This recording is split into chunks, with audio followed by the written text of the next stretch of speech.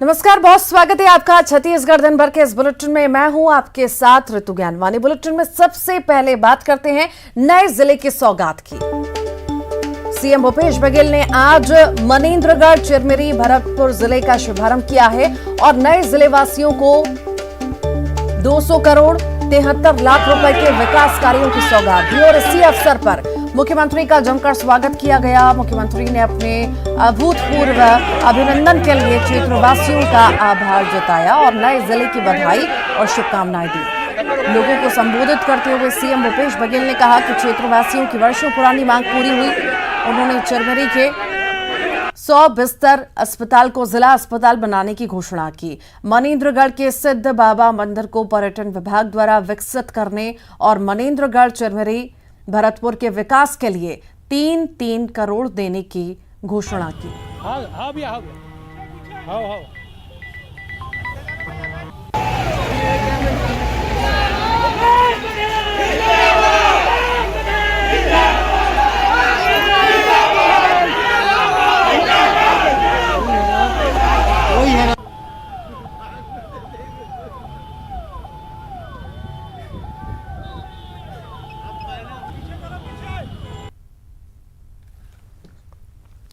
छत्तीसगढ़ का 33वां जिला सक्ती का भी सीएम भूपेश बघेल ने शुभारंभ किया और इससे पहले सीएम ने विधानसभा अध्यक्ष रणदास महंत के साथ रोड शो किया, जहां लोगों ने जमकर स्वागत किया।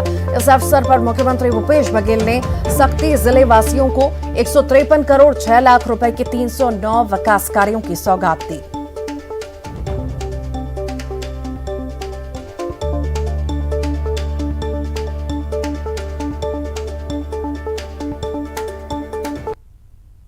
का शुभारंभ हुआ। मनेन्द्रगढ़, चिरमिरी और भरतपुर और सक्ती जिला, इस प्रकार से कुल 33 जिला अब छत्तीसगढ़ में हो गया है। बहुत उत्साह है लोगों में। रोड शो में पूरे शहर के लोग, जिले के लोग आए थे। फूल मालाओं से लादा ही पुष्प वर्षा भी किए। कहीं पे मिठाई से तोल रहे हैं तो कहीं पे फल से तोल रहे हैं, कहीं पे लघु वनपद से तोल रहे हैं, सरोपा भेंट कर रहे हैं, तो मुकुट पहना रहे हैं। सब लोगों ने बहुत ही आत्मीय स्वागत किया। सुबह से हम लोग गए हुए थे और दोनों जिलों में बहुत ही उत्साह, लोगों को बड़ी इच्छा थी, वर्षों से लंबित मांग थी। आज छत्तीसगढ़ में स्काई वॉक पर फिर से सियासत शुरू हो चुकी है। रायपुर में बीजेपी कार्यकर्ताओं को संबोधित करते हुए बीजेपी के राष्ट्रीय अध्यक्ष जेपी नड्डा ने प्रदेश का कांग्रेस सरकार पर जमकर निशाना साधा। स्काई वॉक को लेकर उन्होंने कहा कि मुझे पता चला है कि कांग्रेस सरकार ने इसका काम रुकवा दिया है और इसको तोड़ने की बात हो रही है। खुद तो कांग्रेस के लोग स्काई राइड करें और आम लोगों के स्काई वॉक से दिक्कत है। ये सिर्फ एक ही परिवार की सेवा में लगे हैं। जेपी नड्डा के इस बयान पर सीएम भूपेश बघेल ने भी पलटवार किया। उन्होंने कहा कि नड्डा जी को चिंता करने की जरूरत नहीं है। 3.25 साल हो गए, ढहाना होता तो ढहा देते, लेकिन स्काई वॉक रमन सिंह और राजेश मूणत की कमीशन खोरी का स्मारक है, इसे नहीं गिराएंगे। मैंने पूछा ये स्काईवे, ये स्काई वॉक, बोले ये हमारे टाइम में बन रहा था, आजकल इसका काम रोक दिया गया है और इसको तोड़ने का भी निर्देश देने की बात हो गई। मैं ठीक बोल रहा हूं रमन सिंह जी? मैं ठीक बोल रहा हूं? अब आप बताइए, ऐसे लोगों को सरकार में रहने देना है क्या? ऐसे लोगों को रहने देना है क्या जो खुद तो स्काई डाइव करे, स्काई राइज करे और दूसरों को स्काई वॉक से भी रोके? ये कैसे लोग हैं? ये विकास विरोधी लोग हैं। ये नहीं चाहते कि समाज आगे बढ़े। ये चाहते हैं कि इनका घर भरे। ये चाहते हैं कि ये कांग्रेस पार्टी का एटीएम बन करके गरीब छत्तीसगढ़ की जनता को लूट करके कांग्रेस पार्टी का खजाना भरे। आज आए और उन्होंने महंगाई, बेरोजगारी पे कुछ नहीं बोला। पेट्रोल, गैस, डीजल, इस पे कुछ नहीं। लेकिन स्काई वॉक के बारे में जरूर उन्होंने कहा। स्काई वॉक ढहाना चाहते हैं भूपेश बघेल। इस यदि ढहाना चाहते तो 3.25 साल हो गया, अभी तक ढहा चुके होते। ये रमन सिंह और राजेश मूणत के कमीशन खोरी की स्मारक, उसको हम लोग नहीं ढहाएंगे। नड्डा जी चिंता मत करें। रायपुर से बड़ी खबर है, छत्तीसगढ़ बीजेपी में बड़ा बदलाव हुआ है। 2023 विधानसभा चुनाव से पहले बीजेपी में बड़ा बदलाव किया गया है। छत्तीसगढ़ प्रदेश प्रभारी डी पुरंदेश्वरी की छुट्टी कर दी गई है। ओम माथुर नए प्रदेश प्रभारी बनाए गए हैं। नितिन नवीन सह प्रभारी रहेंगे।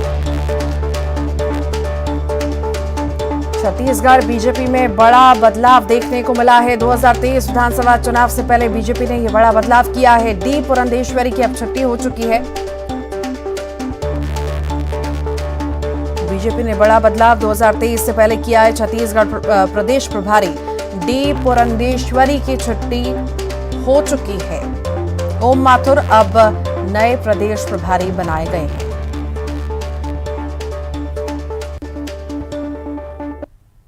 और सीएम भूपेश बघेल का बयान सामने आया। बीजेपी प्रदेश प्रभारी बदलने पर मुख्यमंत्री ने बयान दिया। जामवाल के आने के बाद बदलाव जारी है। नेता प्रतिपक्ष बदले गए हैं। प्रदेश अध्यक्ष बदल गए, अब प्रभारी भी बदल दिए।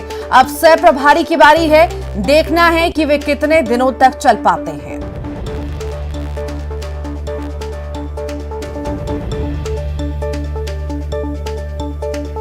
उनका अधिवेशन भी चल रहा है, 3 दिन तक राष्ट्रीय अध्यक्ष रहेंगे। आज रोड शो भी हुआ, सभाएं हुई, और इस बीच में पुरेंद्र सिंह जी यहाँ के प्रभारी इंटर चलाती थी, लेकिन अब वो उसको बता दिया गया। तो अब वो दूसरा बिहार से जो चीज़ क्या नाम है, नितिन नवीन, अब उसकी भी पारी है। क्योंकि जब से अजय जामवाल जी आए तब से प्रदेश अध्यक्ष बदल रहे हैं, नेता प्रतिपक्ष बदल रहे हैं, प्रभारी भी बदलवा दिए। अब ये जी के भी बारी। रायपुर से बड़ी खबर है। पूर्व बीजेपी प्रभारी डी पुरंदेश्वरी को विदाई दी गई है। बैठक के दौरान वरिष्ठ नेताओं ने विदाई दी। 2 साल में उनको कार्यों के लिए सम्मानित किया गया। आज ही प्रभारी पद से हटाई गई हैं डी पुरंदेश्वरी। ओम माथुर अब छत्तीसगढ़ के नए प्रदेश प्रभारी बनाए गए हैं। बस्तर से लेकर सभी क्षेत्रों में आपका प्रभाव हमें बहुत सभी पूरे प्रांत में और लगातार निरंतर बस्तर से लेकर सभी क्षेत्रों में आपका प्रभाव हमें बहुत सभी पूरे प्रांत में। छत्तीसगढ़ में 2023 के विधानसभा चुनाव से पहले जोर आजमाइश शुरू हो चुकी है। चुनाव से पहले बीजेपी ने आज राजधानी रायपुर में शक्ति प्रदर्शन किया।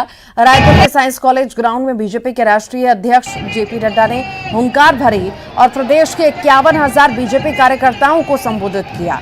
और इसी दौरान उन्होंने केंद्र की मोदी सरकार की जमकर तारीफ की और राज्य की कांग्रेस सरकार पर जमकर निशाना साधा। उन्होंने कहा कि प्रदेश में विकास कार्य ठप हैं, सभी जगह भ्रष्टाचार का बोलबाला है। कांग्रेस सरकार से प्रदेश जनता त्रस्त है। कांग्रेस पार्टी पर भी उन्होंने हमला बोला और उन्होंने कहा कि भारत जोड़ो से पहले अपनी पार्टी जोड़ लें। सभी बड़े नेता कांग्रेस छोड़ रहे हैं। कांग्रेस को भाई बहन की पार्टी बताया और इसके साथ ही उन्होंने कहा कि राज्य की भूपेश बघेल की सरकार ने करोड़ों कर्ज लिया है। राजधानी में स्काई वॉक का काम रोक दिया गया।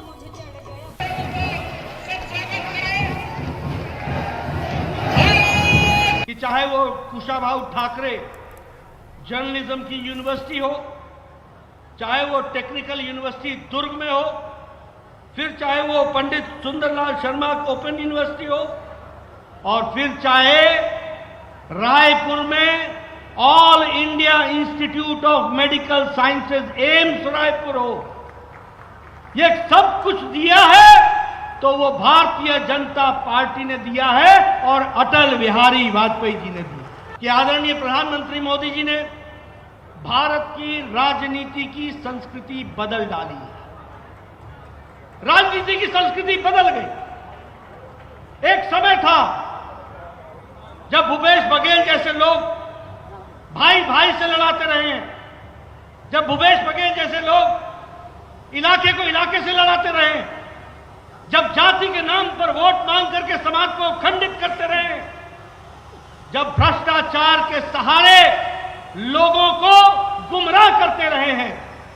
ये मोदी जी की संस्कृति है कि अब किसी को भी जनता के सामने जाना पड़ेगा तो अपना रिपोर्ट कार्ड लेके जाना पड़ेगा और बताना पड़ेगा जनता को कि उसने जनता के लिए क्या किया। मैं चाहूंगा आप बूथ पर जाइए, लोगों को एजुकेट कीजिए, लोगों को जानकारियां दीजिए, लोगों को इस बात से बताइए कि एक तरफ यह कांग्रेस की भ्रष्ट सरकार है जो लूटने में लगी हुई है और एक तरफ हमारी सरकार थी जो दिन रात आपकी सेवा में लगी थी और आपकी तस्वीर और तकदीर बदलने के लिए लगी। कांग्रेस पार्टी से पूछो कि तुमने क्या किया, पूछिए उनसे कि उन्होंने क्या किया। मैं कह सकता हूं उन्होंने बहुत कुछ किया, ऐसा नहीं कि नहीं किया, किया है। क्या किया है? ऑनलाइन शराब डिलीवरी, ऑनलाइन, दुकान तक भी जाने की जरूरत नहीं है, काम किया है, बहुत बहुत मेहनत की है। रायपुर में बीजेपी पदाधिकारियों के राष्ट्रीय अध्यक्ष जेपी नड्डा ने बैठक की। प्रदेश कार्यालय कुशाभाऊ ठाकरे परिसर में आयोजित बैठक में प्रदेश के सभी बड़े पदाधिकारी मौजूद रहे। संगठन के कई बड़े पदाधिकारी भी शामिल हुए। बैठक बंद कमरे में हुई और मिशन 2023 पर विस्तार से मंथन हुआ।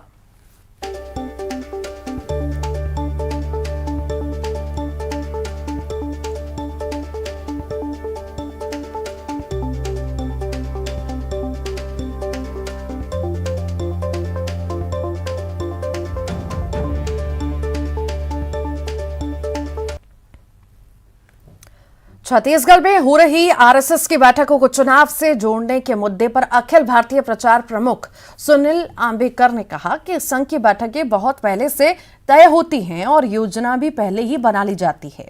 उन्होंने कहा कि अखिल भारतीय समन्वय बैठक के दौरान चिंतन और मनन किया जाएगा और आरएसएस के देश भर के 36 अनुषांगिक संगठन इस बैठक में शामिल हो रहे हैं। और केंद्रीय मंत्री बिलासपुर में प्रहलाद पटेल ने जल जीवन मिशन के कार्यों की समीक्षा की। प्रदेश में 2019 से जल जीवन मिशन का काम चल रहा है, लेकिन जिस गति के साथ काम होना चाहिए उस तरह से नहीं हो रहा। बैठक के बाद उन्होंने कहा कि केंद्र सरकार जो लक्ष्य दे रही है उसे पूरा करने के लिए 3 गुना राशि भी दे रही है, लेकिन खर्च नहीं कर पा रहे। अगर इसी गति से अगर काम हुआ तो वो 2024 तक भी पूरा नहीं हो पाएगा। इसीलिए उन्होंने अधिकारियों को काम में तेजी लाने के निर्देश दिए हैं। कही है राज्यों से कि वो जो आंकड़ा देते हैं, हर राज्य ने अपने लक्ष्य की तारीख दी है। छत्तीसगढ़ ने 2024 दी है।